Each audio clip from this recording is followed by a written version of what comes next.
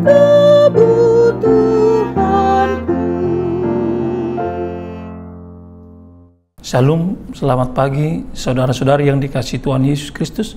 Sebelum kita memulai aktivitas kita pada hari ini, kiranya kita sebentar sejenak untuk merenungkan firman Tuhan. Kita berdoa. Kasih karunia dan damai sejahtera dari Allah Bapa, itulah yang memelihara hatimu di dalam Kristus Yesus Tuhan kita. Amin. Bapak, Ibu, Saudara-saudari yang dikasihi Tuhan Yesus, firman Tuhan untuk kita di hari Jumat tanggal 22 September 2023 ini, yaitu terambil dari kitab Mazmur pasal 75 ayat 2. Demikian bunyinya.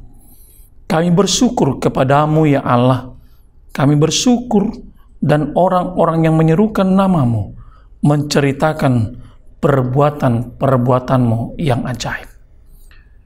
Saudara-saudari yang dikasihi Tuhan Yesus, Mazmur pasal 75 adalah salah satu Mazmur yang dikaitkan dengan Asaf.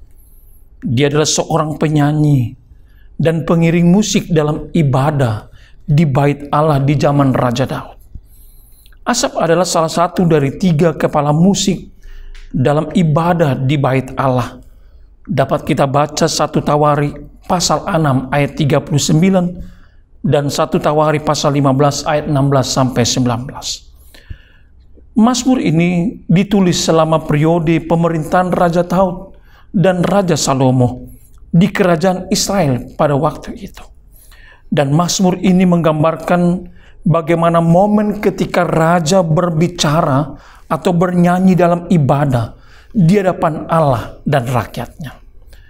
Jika kita melihat tema dari Mazmur 75 ini, yang merupakan pujian kepada Allah atas perbuatannya yang ajaib dalam mengatur dan memerintah dunia dan isinya. Mazmur ini menggambarkan Allah sebagai hakim yang adil dan berkuasa atas nasib bangsa-bangsa. Pengakuan ini adalah permulaan pujian yang mengarah pada pengakuan akan Allah sebagai sumber segala kebaikan dan juga segala kuasa.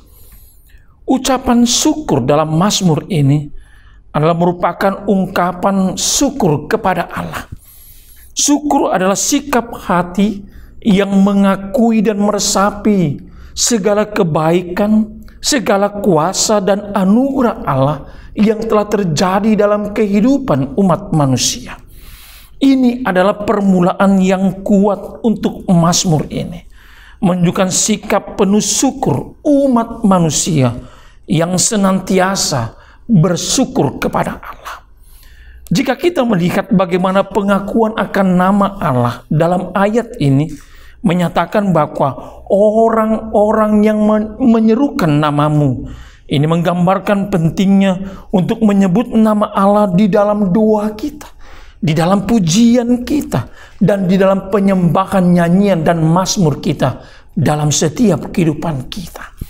Nama Allah patutlah menjadi sumber kekuatan, karena namanya lah yang menjadi identitas bagi setiap umat manusia, karena nama identitasnya adalah pencipta dan penyelamat umat manusia.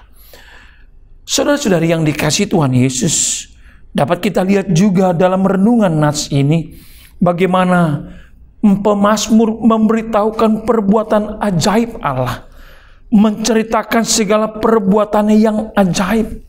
Dari sini kita dapat melihat bahwasanya pemazmur ingin mencerminkan dalam kehidupan umat manusia tentang kesadaran akan perbuatan-perbuatan Allah yang sangat luar biasa. Perbuatan-perbuatan Allah yang telah terjadi dalam hidup umat Israel dan juga bagi kita saat ini menjadi sejarah di tengah-tengah umat Allah. Untuk itulah bagaimana kita ingin melihat akan kebenaran Allah yang dinyatakan menjadi kebesarannya bagi kehidupan bangsa-bangsa pada saat itu, agar semua umat manusia mengantarkan satu pengakuan atas kedaulatan Allah yang nyata, yang penuh kuasa kepada umatnya. Untuk itulah patutlah kita terpanggil dan dipanggil untuk selalu mengucap syukur kepada Tuhan. Bapak, Ibu, Saudara-saudari yang dikasihi Tuhan Yesus, apakah pesan dari firman di pagi ini? Yang pertama, renungan ini mengajarkan kita tentang pentingnya untuk bersyukur kepada Allah.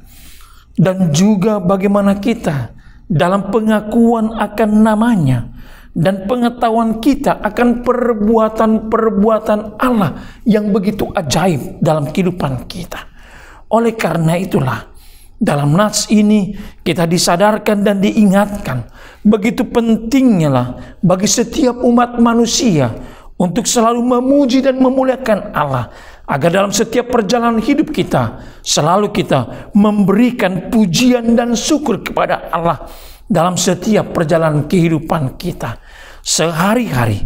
Karena pujian adalah respon yang alami, yang datang dari hati, yang telah kita terima terhadap berkat-berkat dan kasih Allah dalam hidup kita. Ketika kita sehat, kita juga harus mengucap syukur. Ketika kita berhasil maupun gagal, kita juga harus mampu untuk mengucap syukur. Karena hidup kita adalah anugerah Allah yang telah dinyatakan melalui berkat-berkatnya. Yang kedua, firman ini memberi pesan bagi kita. Pujian syukur sebagai ibadah.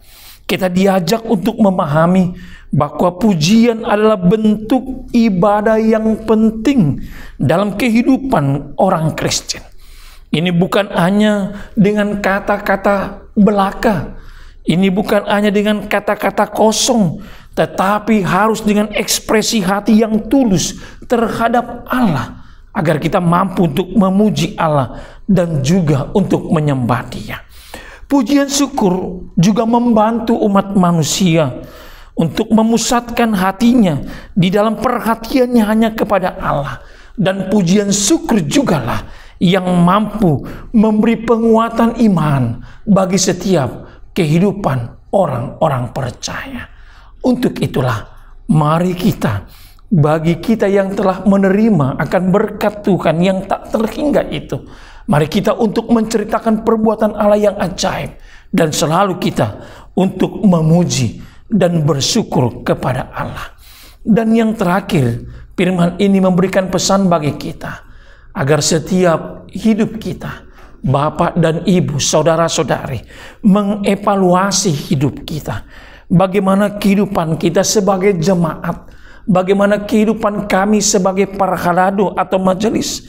Apakah kami telah menerapkannya dalam kehidupan kami sehari-hari? Dalam hidup penuh dengan pujian, dalam hidup penuh dengan rasa syukur kepada Allah, sebagai otoritas hak kami, sebagai jemaat, dan sebagai para halado. Ingatlah, kita harus menjadi orang yang selalu bersyukur dan mengakui Allah dalam setiap aspek kehidupan kita.